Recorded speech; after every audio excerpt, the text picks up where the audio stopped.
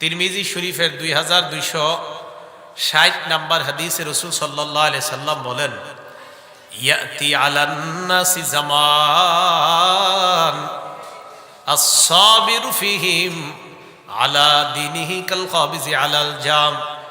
নবীজি বলেন, এমন একটা সময় আসবে যেই সময় হাতের মধ্যে জ্বলন্ত অঙ্গার মুষ্টিবদ্ধ করে রাখা ব্যক্তির মতো কষ্টকর হবে ঈমানের উপর অটল থাকা।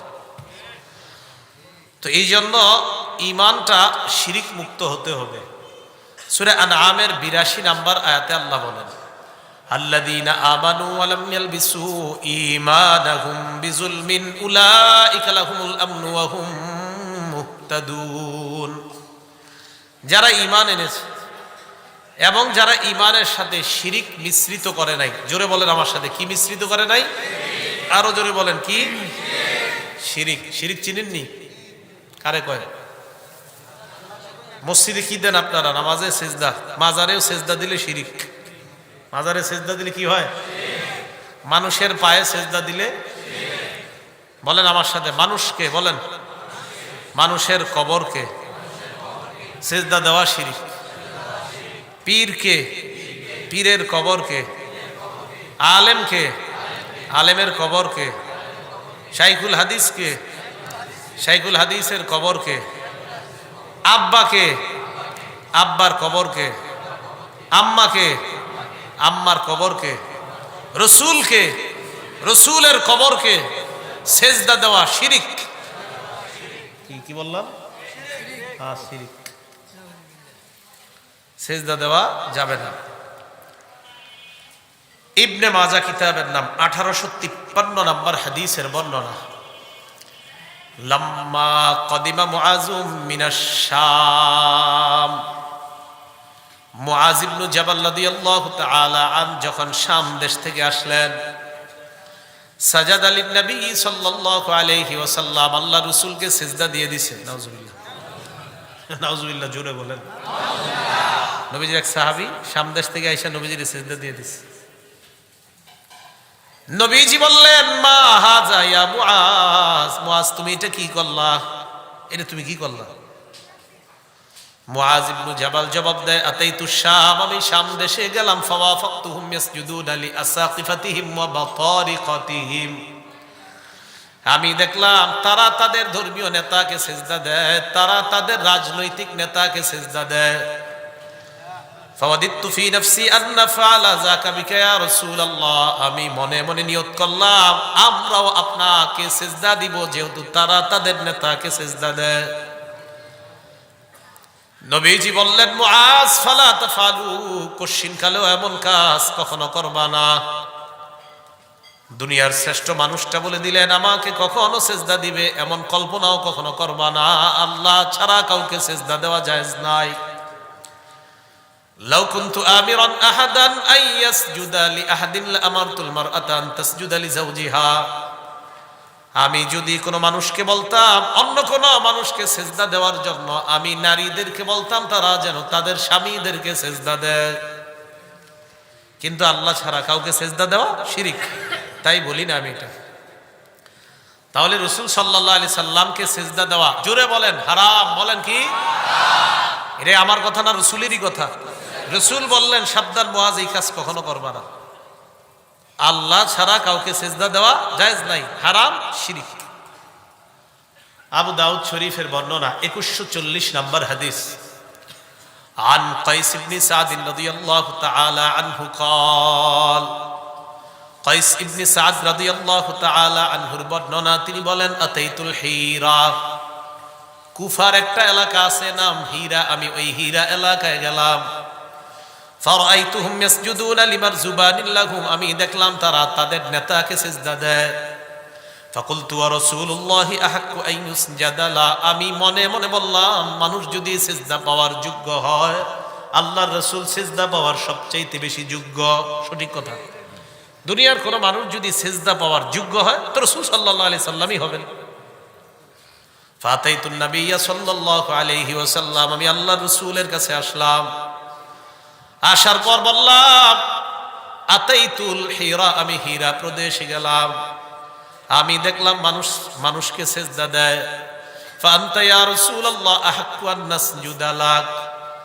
ইয়া রাসূলুল্লাহ, মানুষ যদি সিজদা পাওয়ার যোগ্য হয়, আপনি তো সিজদা পাওয়ার সবচেয়ে বেশি যোগ্য, তাই আমি আপনাকে সিজদা দিতে চাই। নাউজুবিল্লাহ। নবীজি কি বললেন দেখেন, আরা আইতা, তুমি কি মনে করো, লাউ মাররতা বিকবরি আকুনতা তাসজুদু লা। নবীজি বলেন, তুমি যদি আমার কবরের পাশ দিয়ে যাইতে, আমার কবরকে কি তুমি সিজদা করতা? নবীজি কোথায়? কবরে না দুনিয়াতে তখন?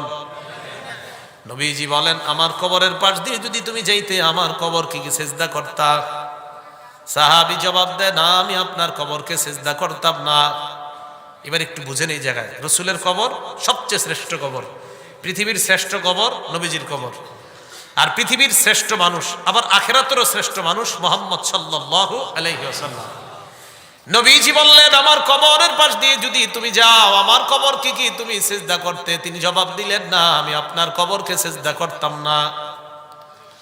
নবীজি বলেন, যেমনি ভাবে আমার কবরকে সিজদা দেওয়া হারাম, আমার কবরকে সিজদা করবা না, তেমনি ভাবে আমাকেও সিজদা দেওয়া হারাম, আমাকেও সিজদা করবা না। এই জগতের শ্রেষ্ঠ, এই জগতের শ্রেষ্ঠ মানুষটা বললেন, আমাকে সিজদা দেওয়া হারাম, দুনিয়ার সবচাইতে শ্রেষ্ঠ কবরটাকেও সিজদা দেওয়া হারাম। অতএব দুনিয়ার বিখ্যাত অনেক বড় ব্যক্তি অথবা ওই ব্যক্তির মাজার কবরকে সিজদা দেওয়া হারাম। তাহলে শ্রেষ্ঠ কবরকে যেখানে সিজদা দেওয়া হারাম, সেখানে অন্য কোনো মাজার কবরকে সিজদা দেওয়া কিভাবে জায়েজ হবে? কথা কি বুঝে আসছে সবার? আবেগে ইমান নষ্ট করে দেন না, ইমানের সাথে শিরিক মিশায়েন না। শিরিক মুক্ত ইমান নিয়ে কবরে যান, একদিন না একদিন হলে চিরস্থায়ী জান্নাতি হবেন। এ কথা মনে রাখেন। ইমানটা যেন শিরিক মুক্ত থাকে, একটু যেন শিরিক না থাকে। মনে রাখেন, কিছু গুনাহ আছে আপনার, এদিক সেদিক গুনাহ আছে, কিন্তু শিরিক নাই ইমানের সাথে, ইনশাআল্লাহ একদিন চিরস্থায়ী জান্নাতি হবেন। তো বলছিলাম যে ইমানের সাথে শিরিক মিশানো যাবে না। নবীজি বলেন, লা তাদখুলুনাল জান্নাতা হাত্তা তুমিনু, যতক্ষণ ঈমানদার না হবে জান্নাতে যেতে পারবে না। ওয়ালা তুমিনু হাত্তা তাহাব্বু, ততক্ষণ ঈমানদার হতে পারবে না যতক্ষণ পরস্পরকে ভালো না বাসবে। নবীজি বলেন, আওয়ালা আদুল্লুকুম আলা শাইইন ইযা ফাআলতুমুহু তাহাবাবতুম, আমি কি এমন একটা আমল কথা বলবো না যে আমলটা করলে তোমাদের পরস্পরের মাঝে মোহাব্বত সৃষ্টি হবে? আফশুস সালাম বাইনাকুম, আপোষের মধ্যে সালাম দাও। আপোষের মধ্যে যদি সালাম দাও, পরস্পর মোহাব্বত পয়দা হবে। মোহাব্বত যদি হয়, ইমানদার হয়ে যাবা, আর ইমানদার যদি হও, জান্নাতের মেহমান হয়ে যাবা। তাহলে দেখেন, জান্নাত, ইমান, মোহাব্বত। নবীজি বলেন, মোহাব্বত পরিপূর্ণ হলে পরিপূর্ণ ইমানদার হবা, পরিপূর্ণ ইমানদার হলে জান্নাতি হয়ে যাব। শত্রুকেও সালাম দিবেন বেশি বেশি। আসসালামু আলাইকুম যদি শত্রুকে বলেন, মানে ও শত্রু, তোমার উপর শান্তি বর্ষিত হোক, ঠিক না? আসসালামু আলাইকুম। কোন শত্রুকে যদি সালাম দেন, তো তার উপরে কি বলতেছেন? তোমার উপর শান্তি বর্ষিত হোক। একদিন, 2 দিন, 3 দিন সালাম দেন, চতুর্থ দিন আপনার শত্রু আপনাকে আসসালামু আলাইকুম বলবে, বোঝা যাচ্ছে শত্রু বন্ধু হয়ে যাচ্ছে। তো রাসূল সাল্লাল্লাহু আলাইহি সাল্লাম বলেন, আপোষে মোহাব্বত হলে ঈমান বাড়বে, ঈমান বাড়লে জান্নাতি হবে। আর আপোষে মোহাব্বতের উপায় হলো সালাম দেওয়া। বলেন, আপোষে মোহাব্বতের উপায়? আল্লাহ আমল করার তৌফিক দান করেন, বেশি বেশি জন্য এই আমলটা করতে পারে আল্লাহ তৌফিক দান করেন। তিরমিজি শরীফের 2698 নম্বর হাদিসের বর্ণনা। আজকে আপনারা মাহফিল থেকে যে যারা বাসায় ঢুকবেন, অথবা বাসা থেকে আপনারা যারা প্রতিদিন দোকানে যান, মার্কেটে যান, কৃষি কাজে যান, যাওয়ার পর এরপরে যখন বাসায় যান, রাসূল সাল্লাল্লাহু আলাইহি সাল্লামের একজন সাহাবী নাম আনাস রাদিয়াল্লাহু তাআলা, তিনি বলেন, ক্বালা লি রাসূলুল্লাহ সাল্লাল্লাহু আলাইহি ওয়াসাল্লাম, নবীজি আমাকে বলেন, ইয়া বুনাইয়া, হে বৎস, হে বালক, ইদা দাখালতা আলা আহলিকা, তুমি যখন তোমার পরিবারের কাছে প্রবেশ করবা, ফাসাল্লিম, সালাম দিবা, ইয়াকুন বারাকাতান আলাইকা ওয়া আলা আহলিকা, এই সালাম তোমার জন্য আর তোমার পরিবারের জন্য বরকতের কারণ হয়ে যায়। মাহফিল থেকে বাসায় গেলেন, যাওয়ার পর দরজা দিয়ে ঢোকার সময় বললেন, আসসালামু আলাইকুম। নবীজি বলেন, এই যে সালাম দিয়ে প্রবেশ করলা, তুমি আর তোমার পুরাটা পরিবার বরকতের মধ্যে ডুবে গেলা। বর্তমান জামানার মানুষ আম্মাকে সালাম দিতে লজ্জা পায়, বাবাকে সালাম দিতে লজ্জা পায়, বিবিকে সালাম দিতে লজ্জা পায়, অপরিচিত নারীকে সালাম দিতে মজা পায়। সালাম মানে কি? শান্তি। তো আপনারা কি বিবির শান্তি চান না? মায়ের শান্তি চান না? বাবার শান্তি চান না? তো বাবারে সালাম দিতে লজ্জা পাওয়া মানে বাবার জন্য শান্তির দোয়া করতে লজ্জা পান। মাকে সালাম দিতে লজ্জা পাওয়ার অর্থ হলো আপনি আপনার আম্মার শান্তি চান না, তাই সালাম দেন না। আপনার বিবিকে সালাম দিতে লজ্জা পাওয়ার অর্থ হলো আপনি আপনার বিবির শান্তি চান না। আপনি যখন আপনার বিবিকে বলবেন আসসালামু আলাইকুম, এর অর্থ হলো আপনি আপনার বিবির জন্য শান্তির দোয়া করলেন। আপনি যখন আপনার আম্মাকে সালাম দিয়ে প্রবেশ করলেন, এর অর্থ হলো আপনার আম্মার জন্য শান্তির দোয়া করলেন।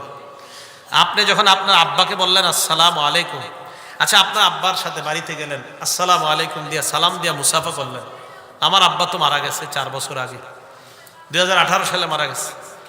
তো আমরা বাড়িতে গেলে, আমি বাড়িতে গেলে 18 সালে যখনই বাড়িতে যাইতাম, যাওয়ার পর আব্বার সাথে আসসালামু আলাইকুম সালাম দিতাম, মুসাফা করতাম। এর অর্থ কি? প্রথমে আব্বার জন্য দোয়া করলাম শান্তির, দুজন মুসাফা করলাম। ওই যে একটু আগে হুজুরের সাথে মুসাফা করলাম। তো নবীজি বললেন তানাসারাত খাতায়াহুমা, বাপ ছেলের গুনাহ এমন ভাবে ঝরে পড়বে যেমন গাছের পাতা ঝরে পড়ে। তো আপনি আপনার আব্বাকে সালাম দিলেন, আব্বার সাথে মুসাফা করলেন, এর অর্থ হলো বাপ ছেলের গুনাহগুলা গাছের পাতার মতো ঝরে পড়তেছে। তাহলে পরিবারকে সালাম দিব তো ইনশাআল্লাহ। আজকে বাসায় গিয়ে ঢুকে কারা কারা সালাম দিবেন ইনশাআল্লাহ দেখি। লজ্জা লাগে ঠিক না? চিন্তা করেন, ইসলাম, আমরা মুসলমান, পরিবারকে সালাম দিব এটাতে লজ্জা পাই আমরা। আল্লাহ আমল করার তৌফিক দান করেন। আবু দাউদ শরীফের বর্ণনা 5197 নম্বর হাদিস। عن أبي أمامة رضي الله تعالى عنه قال قال رسول الله صلى الله عليه وسلم আবু উমামা রাদিয়াল্লাহু তাআলা আনহুর বর্ণনা, রাসূলুল্লাহ সাল্লাল্লাহু আলাইহি ওয়াসাল্লাম বলেন, ইন্না আওলান নাস বিল্লাহ মান বাদাআহুম বিসসালাম। আমার আপনার আমাদের মাঝে যে ব্যক্তি আগে সালাম দেয়, আল্লাহ নবী বলেন মানুষের মাঝে ওই ব্যক্তিটা আল্লাহর সবচাইতে পছন্দনীয় হয়ে যায়। যে আগে সালাম দেয় সে আল্লাহর তত নিকটবর্তী হয়ে যায়। আবু দাউদ শরীফের 5195 নম্বর হাদিসের বর্ণনা, জাআ রাজুলুন ইলা রাসূলিল্লাহি সাল্লাল্লাহু আলাইহি ওয়াসাল্লাম, এক ব্যক্তি আল্লাহর রাসূলের কাছে আসলেন। আসার পর আল্লাহর রাসূলকে বললেন আসসালামু আলাইকুম। কি বলছে? বাস শেষ, এটুকুই। ফারাদ্দা আলাইহিস সালাম, নবীজি সালামের জবাব নিলেন। শিখার আছে একটা বিষয় জায়গায়, মন দিয়ে শুনেন। কি বলছে যিনি আসছে? বাস এটুকুই, কিন্তু আর কিছু বলে নাই। ফারাদ্দা আলাইহিস সালাম, নবী সালামের জবাব নিলেন। সুম্মা জালাসা, সালামের জবাব নেওয়ার পর লোকটা বসে গেছেন। নবীজি বললেন আশারুন, 10। কি বললেন? মানে তার 10 নাকি। সুম্মা জাআ, আবার আরেকজন আসছে। আসার পর বলছে আসসালামু আলাইকুম ওয়া রাহমাতুল্লাহ। বলেন তো আপনারা দ্বিতীয় জন যিনি আসছেন তিনি কি বাড়াইছে? এই তো মাশাআল্লাহ।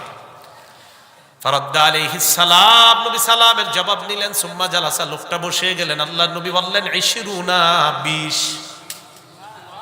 কি বললেন? 20। সুম্মা জাআ আখার, আরেকজন আসছে। আসার পর আল্লাহ রাসূলকে বললেন আসসালামু আলাইকুম ওয়া রাহমাতুল্লাহি ওয়া বারাকাতুহু। এবার কি বাড়াইছে? ফারাদ্দা আলাইহিস সালাম, নবীজি সালামের জবাব নিলেন। সুম্মা জালাসা, লোকটা বসে যায়। নবীজি বললেন 30। তাহলে এবার আমি বলি, আপনারা বলবেন আসসালামু আলাইকুম কত? আসসালামু আলাইকুম ওয়া রাহমাতুল্লাহ, আসসালামু আলাইকুম ওয়া রাহমাতুল্লাহি ওয়া বারাকাতুহু। তাহলে আসসালামু আলাইকুম ওয়া রাহমাতুল্লাহি ওয়া বারাকাতুহু পুরাটা যদি বলেন 30টা নেকি পাবেন। আসসালামু আলাইকুম বললে 10, আসসালামু আলাইকুম ওয়া রাহমাতুল্লাহ 20, আসসালামু আলাইকুম ওয়া রাহমাতুল্লাহি ওয়া বারাকাতুহু 30। আবু দাউদ শরীফের 5196 নম্বর হাদিসের বর্ণনা। আরেক ব্যক্তি নবীর কাছে আসছে। আসার পর আল্লাহ রাসূলকে বললেন, আসসালামু আলাইকুম ওয়া রাহমাতুল্লাহি ওয়া বারাকাতুহু ওয়া মাগফিরাতুহু। কি বাড়াইছে? হ্যাঁ। ফারাদ্দা আলাইহিস সালাম, নবী সালামের জবাব নিলেন। ওই লোকটা বসে যায়। আল্লাহ নবী বললেন, আরবাউনা, 40। কত? সালামের নেকি 40 পর্যন্ত হাদিসে পাওয়া যায়। কত পর্যন্ত? হ্যাঁ, এতটুকুই পাওয়া যায়। তো রাসূল সাল্লাল্লাহু আলাইহি সাল্লাম আসসালামু আলাইকুমের ফজিলত বলে দিলেন, ওয়া রাহমাতুল্লাহ বাড়ানোর ফজিলত বললেন, ওয়া বারাকাতু বাড়ানোর ফজিলত বললেন, ওয়া মাগফিরাতুহু বাড়ানোর ফজিলত বললেন। আল্লাহ আমল করার তৌফিক দান করেন, আমিন। তাহলে একজন আরেকজনকে সালাম দিব তো ইনশাআল্লাহ? এক মুসলমানের জন্য আরেক মুসলমানের কয়টা হক? এক নাম্বার কি দেওয়া? তো এটা তো সালাম দেওয়া। উনি যদি আমারে সালাম দেয়, সালামের জবাব দেওয়া। সালাম দেওয়া এটা মুসলমানের হক পাইলাম, কিন্তু সালামের জবাব দেওয়া এটা কি হক নি? এটাও হক। এই দলিল আবার আছে বুখারী শরীফের 1240 নম্বর হাদিস। মুসলমানের জন্য মুসলমানের 6 হক, এটা আছে হলো মুসলিম শরীফের 2162 নম্বর হাদিস। আর সালাম দিলে সালামের জবাব দেওয়া এটাও হক, এটা আছে বুখারীর 1240 নম্বর হাদিস। সেখানে আছে হকুল মুসলিমি আলাল মুসলিমি খামসুন, এক মুসলমানের আরেক মুসলমানের জন্য হক 5টা। এর মধ্যে 1 নাম্বার নবী বলেন রদ্দুস সালাম, সালামের জবাব দেওয়া এটা মুসলমানের হক। তাহলে মুসলিম শরীফের হাদিস থেকে জানলাম সালাম দেওয়া হক, বুখারীর হাদিস থেকে জানলাম সালামের জবাব দেওয়াটাও হক। না আপনারা বয়ান শুনে আবার চিন্তা করেন, হুজুর শুধু সালামের জবাব দিব যেহেতু এটাই হক, শুধু সালাম দিব এটাই যেহেতু হক, বাস আজকে থেকে আমল করবো, সালামের জবাব আর দিব না, কারণ সালামের জবাব দেওয়া কি হক নেই? তাহলে আজকে কিন্তু আমরা কিন্তু এই কথা বলার আর সুযোগ নাই। মুসলিম শরীফের হাদিসে জানছি সালাম দেওয়া হক, আর বুখারীর হাদিসে জানছি সালাম নেওয়া হক। কি ভাই মনে থাকবে তো? তাহলে সালাম দেওয়া হক আর সালামের জবাব দেওয়া হক। তাই সালাম দেওয়া এটা মুসলিম শরীফ থেকে জানলাম, আর সালামের জবাব দেওয়া বুখারী থেকে জানলাম। তাহলে 6 হকের প্রথম হক সালাম দেওয়া। আবার এটাও জানা নিছি বুখারী শরীফ থেকে সালামের জবাব দেওয়াটাও হক। হক নাম্বার 2, ওয়া ইজা দাআকা ফাজিবহু, তোমাকে যদি কোনো মুসলমান দাওয়াত দেয় তার দাওয়াত কবুল করে নাও। তবে বলেন এই যুগে বুঝে শুনে দাওয়াত নিতে হবে। আপনি এক জায়গায় দাওয়াত দিতে গিয়ে দেখলেন এখানে গান বাদ্য সারাক্ষণ, খুব গুনাহের পরিবেশে গেলেন। কি পরিবেশে? গুনাহের, যেখানে সারাক্ষণ গুনাহ। তো বাছাই করে যাচাই করে আপনি তখন যাবেন, তার আহ্বানে আপনি সাড়া দিবেন। হ্যাঁ, আর কোনো উযর যদি আপনার থাকে সেটা পেশ করবেন। এটা হলো 2 নাম্বার। 3 নাম্বারটা মন দিয়ে শুনেন, ওয়া ইদাস্তানসাহাকা ফানসাহলাহ, কোন মুসলমান যদি তোমার কাছে উপদেশ চায় তাকে তুমি উপদেশ দাও। কোন মুসলমান যদি তোমার কাছে কল্যাণ কামনা করে তুমি তার কল্যাণকামী হও। আবার বলছি, কোন মুসলমান তোমার কাছে যদি কল্যাণ কামনা করে তুমি তার কল্যাণকামী হও। সূরা আরাফ 60, 61, 62, সূরা আরাফ 66, 67, 68, সূরা আরাফ 79, সূরা আরাফ 93। এই 4 জায়গায় আল্লাহ 4 নবীর আলোচনা করেছেন। মন দিয়ে শুনেন। সূরা আরাফের 60, 61, 62 নাম্বার আয়াতে নূহ আলাইহিস সালাতু ওয়াস সালামের ব্যাপারে আল্লাহ বলেন, ক্বালাল মালাউ মিন কওমিহি ইন্না লানারাকা ফি দালালিম মুবিন।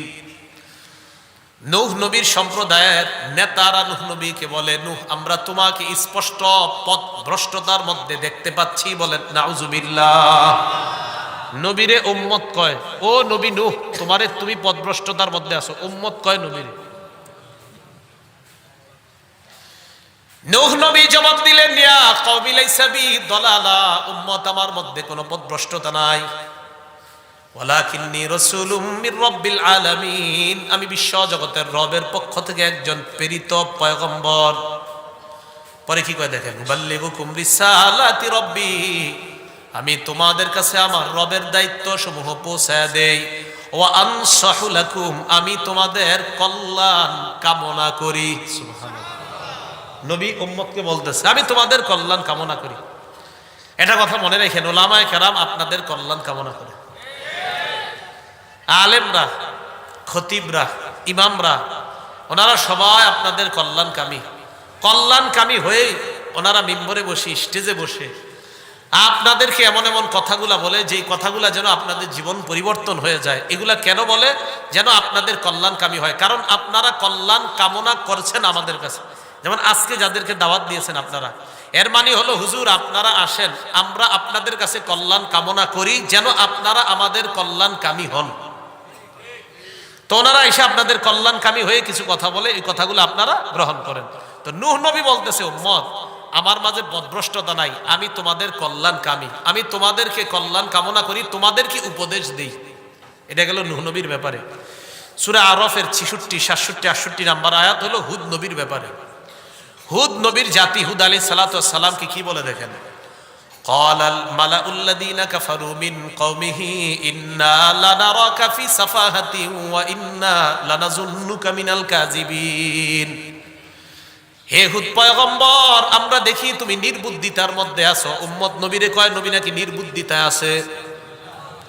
আর কি কয় দেখেন, ওয়া ইন্না লানাযুন্নুকা মিনাল কাযিবিন, আমরা তোমাকে মিথ্যাবাদী মনে করি। উম্মত নবীরে কয়, উম্মত নবীরে কয় আমরা তোমাকে কি মনে করি, মিথ্যাবাদী। হুদ আলাইহিস সালাতু ওয়াস সালাম জবাব দেয়, ক্বালা ইয়া কওমি লাইসা বি সাফাহা, ও উম্মত আমার মাঝে কোনো নির্বুদ্ধিতা নাই, ওয়ালাকিন্নী রাসূলুম মির রাব্বিল আলামিন, আমি বিশ্বজগতের পক্ষ থেকে একজন রাসূল। উবাল্লিগুকুম রিসালাতি রাব্বি, আমি আমার রবের দায়িত্ব তোমাদের কাছে পৌঁছায় দেই। ওয়া আনা লাকুম নাসিহুন আমিন, আমি তোমাদের জন্য একজন বিশ্বস্ত উপদেশ দাতা, আমি তোমাদের জন্য বিশ্বস্ত উপদেশ দাতা। তাহলে হুদ নবীও বলে আমি তোমাদের কল্যাণকামী, নূহ নবীও বললেন আমি তোমাদের কল্যাণকামী। সূরা আরাফের ৭৯ নম্বর আয়াতে সালেহ নবী তার জাতিকে কয়, ইয়া কওমি লাকাদ আবলাগতুকুম রিসালাতা রাব্বি, হে আমার সম্প্রদায়, আমি আমার রবের দায়িত্ব তোমাদের কাছে পৌঁছায় দিলাম। ওয়ানাসহতু লাকুম, আমি তোমাদের কল্যাণ কামনা করলাম। নূহ নবী বললেন আমি তোমাদের কল্যাণ কামনা করি, হুদ নবী বললেন আমি তোমাদের কল্যাণকামী, সালেহ নবী বললেন আমি তোমাদের কল্যাণ কামনা করলাম। শুআইব আলাইহিস সালাতু ওয়াস সালাম সূরা আরাফের ৯৩ নম্বর আয়াতে আল্লাহ বলেন, ইয়া কওমি লাকাদ আবলাগতুকুম রিসালাতি রাব্বি ওয়া নাসাহতু লাকুম, হে আমার সম্প্রদায়, আমি তোমাদের কাছে আমার রবের দায়িত্ব পৌঁছে দিই, আমি তোমাদের কল্যাণ কামনা করলাম। নূহ নবী ও উম্মতের জন্য কল্যাণকামী, হুদ নবী ও উম্মতের জন্য কল্যাণকামী, সালেহ নবী উম্মতের জন্য কল্যাণকামী, শুআইব নবী উম্মতের জন্য কল্যাণকামী।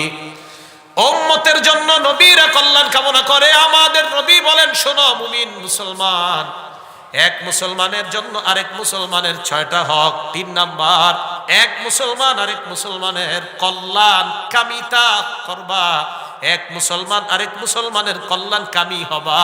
আমি নবী মুসলমানের জন্য অপর মুসলমানের হক বলে এই কথা ঘোষণা করলাম। অন্যান্য নবীরা উম্মতের কল্যাণকামী আল্লাহ বললেন, আমাদের নবী বলছে শোনো আমার উম্মত, তোমরা এক মুসলমান আরেক মুসলমানের কল্যাণকামী হবা, এটা আমি এক মুসলমান আরেক মুসলমানের জন্য হক হিসাবে সাব্যস্ত করে গেলাম। এই জায়গায় একটু বুঝেন, অনেকে আপনাদের কাছে পরামর্শ দিতে যায় না, ভাইও একটা দোকান দিব একটু পরামর্শ দেন না, আপনি চিন্তা করলেন ওর ব্যবসায় কিভাবে লস করানো যায়, একটা চিন্তা করলেন না। নবীজি বলতেছে সাবধান, তোমার কাছে পরামর্শ চাইতে গেছে, তুমি ভালো কিছু বলে দাও। এই হলো ৩ নাম্বার। বুখারী শরীফের বর্ণনা ৫৭ নাম্বার হাদিস। নবীজির একজন সাহাবীর নাম জারির, বলেন তো কি নাম? এই জারির রাদিয়াল্লাহু তাআলা আনহু এমন এক সাহাবী যিনি বলেন, আল্লাহর নবী জীবনে যতবার আমার দিকে তাকিয়েছেন ততবার একটা মুস্কি হাসি দিস। এই জারির রাদিয়াল্লাহু তাআলা আনহু বলেন। তো এই জারির রাদিয়াল্লাহু তাআলা আনহু বলেন, বায়াতু রাসূলুল্লাহি সাল্লাল্লাহু আলাইহি ওয়াসাল্লাম, আমি আল্লাহ রাসূলের কাছে বায়াত হলাম ৩টা মর্মে, 3টা কাজের জন্য। বলেন কয় কাজ? ১ নাম্বার আলা ইকাবিস সালাহ, নামাজ কায়েম করা। ২ নাম্বার ওয়া ইতাইজ যাকাত, যাকাত আদায় করা। ৩ নাম্বার ওয়ানুসহি লিকুল্লি মুসলিম, প্রত্যেক মুসলমানের জন্য কল্যাণকামী হব বলে আমি নবীর কাছে বায়াত হলাম। ১ নাম্বার নামাজ পড়া, প্রতিষ্ঠিত করা। ২ নাম্বার যাকাত দেওয়া। ৩ নাম্বার প্রত্যেক মুসলমানের জন্য কল্যাণকামী হব, এই মর্মে আমি নবীর কাছে বায়াত হলাম। তাহলে ৩ নাম্বার হক, এক মুসলমান আরেক মুসলমানের কল্যাণকামী হবে। ৪ নাম্বারটা একটু শোনেন, হাঁচি দেননি আপনারা? আরে হাঁচি, কেমনে দেখাবো, আয় না তো। হ্যাঁ, কে দেখাইছে? একজন। আচ্ছা ঠিক আছে, একজন দিছে, মাশাআল্লাহ। পুরাপুরি ওইটা দিতে পারলে ভালো হইতো আর কি। হাঁচির সাথে কিন্তু আপনার রোগ বিমারি বের হয়, সুবহানাল্লাহ।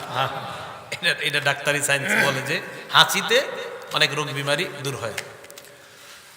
তো রাসূলুল্লাহ সাল্লাল্লাহু আলাইহি সাল্লাম বলেন, কোন মুসলমান যখন হাঁচি দেয় ফাহামিদাল্লাহ, আর হাঁচি দেওয়ার পর যখন বলে আলহামদুলিল্লাহ, আপনি যদি শুনেন বলবেন ইয়ারহামুকাল্লাহ। এখন কথা হলো, আপনারা যারা হাঁচি দেন কোনো মানুষের সামনে, হাঁচি দেওয়ার সময় আপনি দুটি কাজের একটি কাজ করবেন। বলেন কয়টি কাজের যে কোনো একটি করবেন? দুটি কাজের যে কোনো একটি। মন দিয়ে বুঝেন। আবু দাউদ শরীফের 5029 নম্বর হাদিস।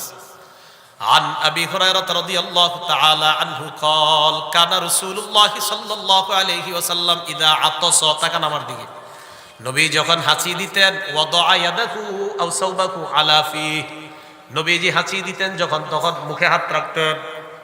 এক, মুখে যদি হাত না রাখতেন আও সাওবাহু আলা ফিহি, অথবা কাপড় দিয়ে মুখ ঢাকতেন। বলেন হাঁচি দেওয়ার সময় কয়টা করতেন নবী? এক নাম্বার হয়তো হাত দিয়ে মুখ ঢাকতেন, দুই নাম্বার অথবা কাপড় দিয়ে মুখ ঢাকতেন। এটা হলো কাজ। দ্বিতীয় আরেকটা কাজ করতেন কি, ওয়া খাফাদা, এইভাবে মুখের মধ্যে হাত অথবা কাপড় রাখার পর আল্লাহর রাসূল আস্তে আওয়াজ করতেন। এই যদি মুখ যদি হাত না রাখেন অটোমেটিক হাসির আওয়াজটা জোরে হবে। যখন হাত রাখবেন আর কাপড় রাখবেন হাসির আওয়াজটা আস্তে হবে। এতে অনেক উপকারিতা হতে পারে। কেউ ঘুমাইতেছে পাশে, তখন যদি জোরে একটা হাসি দেন বেচার ঘুম ভেঙে যেতে পারে। আপনি যদি হাত রাখেন অথবা কাপড় রাখেন হাঁচির আওয়াজটা আসতে হবে। এখন শুনেন, হাঁচি দেওয়ার পরে মনে করেন আমি ওনার পাশে বসা, হাঁচি আসলো, আমি হাত দিলাম আর কাপড় দিয়ে মুখ ঢাকলাম, এরপরেও হাঁচি দিলাম। এখন উনি হাঁচিটা শুনছে, শোনার পর আমি হাঁচি দেওয়ার পর বলছি আলহামদুলিল্লাহ। বলেন কি বললাম? এই যে আমি হাঁচি দিলাম, হাঁচি দেওয়ার পর আলহামদুলিল্লাহ বললাম, উনি আমার আলহামদুলিল্লাহ শুনলেন। আলহামদুলিল্লাহ অর্থ হলো সমস্ত প্রশংসা আল্লাহর। উনি আমার হাঁচির আওয়াজ শোনার পর এবার উনি আমাকে বলবে ইয়ারহামুকাল্লাহ, আল্লাহ তোমার উপর দয়া করেন, আল্লাহ তোমার প্রতি দয়া করেন। তাহলে হাঁচি দিয়ে, তাহলে এবার আপনাদেরকে আমি বলি, হাঁচি আসলে আমাদের প্রথম কাজ কি? না না না না, হাঁচি আসলে প্রথমে হাঁচি দিব যখন, তখন কাজ কি? হাত অথবা কাপড়, হাত অথবা কাপড় দিয়ে মুখ ঢাকা। দ্বিতীয় আরেকটা কাজ, আওয়াজ কি জোরে করা না আস্তে করার চেষ্টা করা? আস্তে। তাহলে হাত দেওয়া অথবা কাপড় দেওয়া প্রথম কাজ, দ্বিতীয় কাজ আওয়াজটা আস্তে করা, তৃতীয় কাজ আলহামদুলিল্লাহ বলা। তাহলে হাঁচি আসলে প্রথম কাজ মুখে হাত দেওয়া অথবা কাপড় দেওয়া, দ্বিতীয় কাজ আওয়াজটা আস্তে করা, তৃতীয় কাজ আলহামদুলিল্লাহ বলা। এবার পাশের জন যদি আমার এই আলহামদুলিল্লাহ শুনে নেয়, উনি আমাকে ফাসাম্মিতহু, উনি বলবে ইয়ারহামুকাল্লাহ, তোমার উপর আল্লাহ দয়া করবেন। মনে থাকবে তো ইনশাআল্লাহ? এটা গেল আপনার 4 নাম্বার হক। 5 নাম্বারটা একটু শোনেন। ওয়া ইজা মারিদা ফাউদুহু, কোন মুসলমান যখন অসুস্থ হয় তাকে দেখতে যাও। এই আমল করেননি? ফজিলত শোনার পরে তো আপনারা হয়রান হয়ে যাবেন, এটার কি ফজিলত। মুসলিম শরীফের 2568 নম্বর হাদিসের বর্ণনা,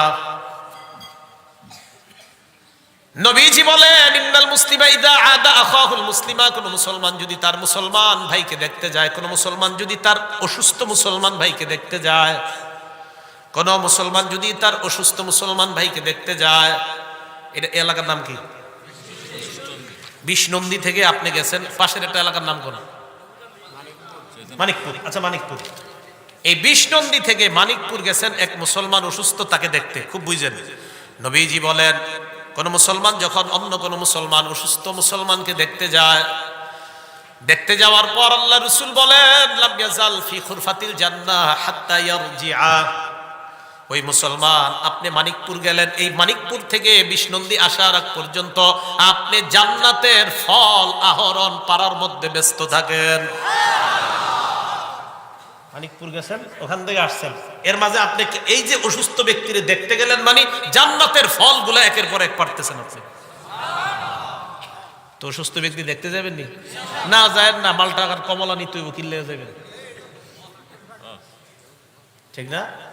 এই আমলগুলো কইরেন, এগুলো মুসলমানদের আমল। কি করবে? ভাই বোনরে দেখতে যায় না, অসুস্থ বোনরে, আপনজন আপনজনকে দেখতে যায় না। ইসলাম আমরা পালন না করলে কে করবে বলেন? কত দূর থেকে অনেক মানুষ আজকে মাহফিলে আসছে, 1 মাইল দূরে ভাই বোনকে দেখতে যান না। সত্যি কথা না? অনেক দূর থেকে এখানে মানুষ আসছেন, কিন্তু আধা মাইল দূরে বোনকে দেখতে যাবেন, টেনশন করেন, হ্যাঁ আরো 3 ভাই আছে, হেরা যায় না, আমি যামুকা, এই এক অবস্থা আমাদের।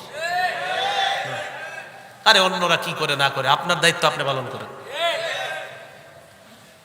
তিরমিজি শরীফের একটা হাদিস শোনেন, এটা তো মুসলিম শরীফের হাদিস শুনলেন। তিরমিজি শরীফের হাদিসের মধ্যে আসছে 2008 নাম্বার হাদিস। ক্বালা রাসূলুল্লাহ সাল্লাল্লাহু আলাইহি ওয়াসাল্লাম, নবীজি বলেন, মান আদা মারিজান আও যারা আখাল্লাহু ফিল্লাহ, কোন মুসলমান অন্য কোন মুসলমানকে যদি দেখতে যায়, আল্লাহকে খুশি করার জন্য যদি কোন মুসলমান অন্য কোন অসুস্থ ব্যক্তিকে দেখতে যায়, অথবা তার ভাইয়ের সাক্ষাতে যায়, আল্লাহকে খুশি করার জন্য যদি দেখতে যায়, কি করার জন্য? নাদাহু মুনাদ, একজন আহ্বানকারী ওই মুসলমানকে ডাক দেয়। আপনাদের এই এলাকার এক অসুস্থ ব্যক্তিকে আপনি দেখতে গেলেন, যাওয়ার পর আপনাকে একজন ফেরেশতা ডাক দিয়ে বলে, তিবেতা, তুমি কল্যাণময় হয়ে গেছো। এরপর আপনাকে বলে, ওয়াতাবা মামশাক, এই যে তুমি বিষ্ণন্দী থেকে মানিকপুর পর্যন্ত হেঁটে আসলা, তোমার হাঁটাটাও কল্যাণময়। আরেকটা কয় দেখেন, ওয়াতাবা ওয়াতা মিনাল জান্নাতি নুজুলা, ও মুসলমান, জান্নাতের মধ্যে তো তুমি একটা ঘর বানায় ফেলছো। না বুঝেন নাই মনে হয়? আপনি কোন মুসলমান অসুস্থকে দেখতে গেলেন, আপনার ভাইকে দেখতে গেলেন আল্লাহরে খুশি করার জন্য, নবীজি সাল্লাল্লাহু আলাইহি সাল্লাম বলেন, একজন ফেরেশতা আপনারে ডাক দিয়ে বলে, তিপ্তা, তুমি কল্যাণময়। তবা মামশাকা, তুমি যে হেঁটে আসলা না, তুমি যে এই যে আসলা, তোমার এই আশাটাও কল্যাণময়। এই শোনো শোনো, তাবা ওয়াক্তা মিনাল জান্নাতি নুজুলা, জান্নাতে একটা ঘর তুমি বানিয়ে ফেলছো।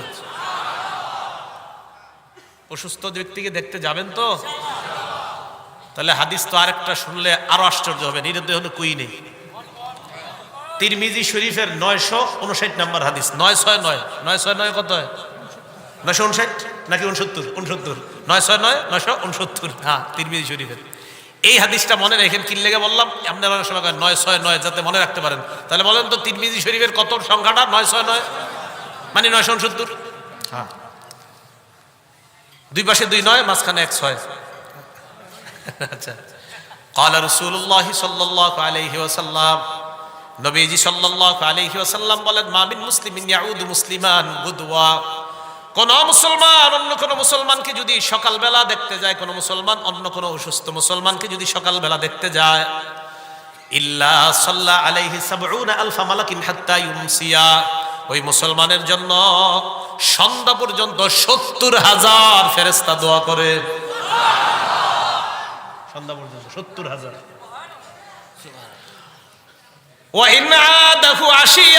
আর আপনি যদি সন্ধ্যাবেলা কোন অসুস্থ মুসলমানকে দেখতে যান, ইল্লা সাল্লা আলাইহি ৭০,০০০ মালাকিন হাত্তা ইউসবিহা, সকাল পর্যন্ত ৭০,০০০ ফেরেশতা আপনার জন্য দোয়া করে। আর কি? নবীজি সাল্লাল্লাহু আলাইহি সাল্লাম শেষে বলেন, কয় শোনো আরেকটা আছে। কয় কি? কয় জান্নাতের মধ্যে তোমার জন্য একটা ফলের বাগান হয়ে যায়। তাহলে মুসলমানের উপর মুসলমানের হক। 5 নাম্বার, অসুস্থ ব্যক্তিরে দেখতে যাওয়া। যাবেন নি ইনশাআল্লাহ? এইগুলা আমরা গুরুত্ব দেই না, এটা গুরুত্বপূর্ণ আমল এগুলো। 6 নাম্বার, ওয়াইজা মাতা, কোন মুসলমান যখন মারা যায়, ফাত্তাবিহু, তার জানাজায় যাবেন। জানাজায় যাওয়ার 2টা অর্থ। বুখারীর বর্ণনা আছে ইত্তিবাউল জানাইজ, জানাজার নামাজে অংশগ্রহণ করা। আর এখানে আসছে ফাত্তাবিহু, তার সাথে সাথে যাওয়া। জানাজার নামাজের 2 অবস্থা। একটা হলো আপনি লাশের জানাজায় গেলেন, আরেকটা হলো লাশের জানাজার পর লাশ সহ কবর পর্যন্ত গেলেন। বুখারীর বর্ণনায় আসছে যদি আপনি জানাজায় যান এরপর কবর পর্যন্ত যান, প্রথম কথা জানাজায় যান এরপর কবর পর্যন্ত, তাহলে আপনি এই লাশ দাফন করার পর বাসায় যখন যাবেন, বিবিরে বলবেন, বিবি আমার, আমি 2 উহুদ পাহাড় পরিমাণ সওয়াব নিয়ে ঘরে আসছি। উহুদ পাহাড় পরিমাণ। তাহলে 2টা আমল, একটা হলো জানাজায় যাবেন, আর একটা হলো কবর পর্যন্ত। এখন কথা হলো আপনার কাজ আছে যে হুজুর আমি তো কবর পর্যন্ত যেতে পারবো না, আমি শুধু জানাজাটা কোনো মতে পড়ে, আমার গার্মেন্টস আছে, ব্যবসা আছে বা কাজে। নবীজি বলেন যদি শুধু জানাজায় যাও আর কবর পর্যন্ত না যাও, এই শুধু জানাজায় গেলে 1 উহুদ পাহাড় পরিমাণ সওয়াব আল্লাহ তোমাকে দেন। তাহলে শুধু জানাজায় গেলে 1 উহুদ, আর জানাজা এবং কবর পর্যন্ত গেলে 2 উহুদ। করবো তো ইনশাল্লাহ। এই 6টা হকের কথা আমরা সবাই গুরুত্ব দিব। 6টা হক কেউ বলতে পারবেন নি? আচ্ছা, আমি আঙ্গুল তুলি, আপনারা বলেন। 1 নাম্বার সালাম, 2 নাম্বার দাওয়াত দিলে দাওয়াত নেওয়া, এটা ব্যাখ্যা সাপেক্ষে। 3 নাম্বার কল্যাণকামী হওয়া। 4 নাম্বার, 3 নাম্বার তো পরামর্শ গেল আপনার। 4 নাম্বার হাসি দিলে আলহামদুলিল্লাহ বললে, হাসির সিস্টেমটা কেউ বলতে পারবেন? 1 নাম্বার হাসি দিলে হাত বা কাপড়, 2 নাম্বার আওয়াজ আসতে, 3 নাম্বার আলহামদুলিল্লাহ বলা, পাশের জন শুনলে ইয়ারহামুকাল্লাহ বলা। আচ্ছা, 5 নাম্বার হক অসুস্থ ব্যক্তিকে দেখতে যাওয়া। 6 নাম্বার মনে থাকবেন ইনশাল্লাহ, আর না থাকলে ঘরে টানায় রাখবেন যেন আপনি ডেলি এই হকগুলো আদায়। কারণ এই হক তো আমার কাছে একটু বর্বর আসতে পারে, কারণ আমি মুসলমান। নবী বলছে শোনো তোমার উপর আরেক মুসলমানের 6টা হক আছে, তো এই 6 হক আমার মনে রাখতে হবে। আমাদের গ্রামের অমুকে মারা গেছে, আপনার উপর হক আসে, এই তোমার কাজ টাজ নাই তো জানা যায় হক। আল্লাহ আমাদের সকলকে এই 6টি হক আমাদের জীবনে যেন বাস্তবায়ন করতে পারি, আল্লাহ তৌফিক দান করেন।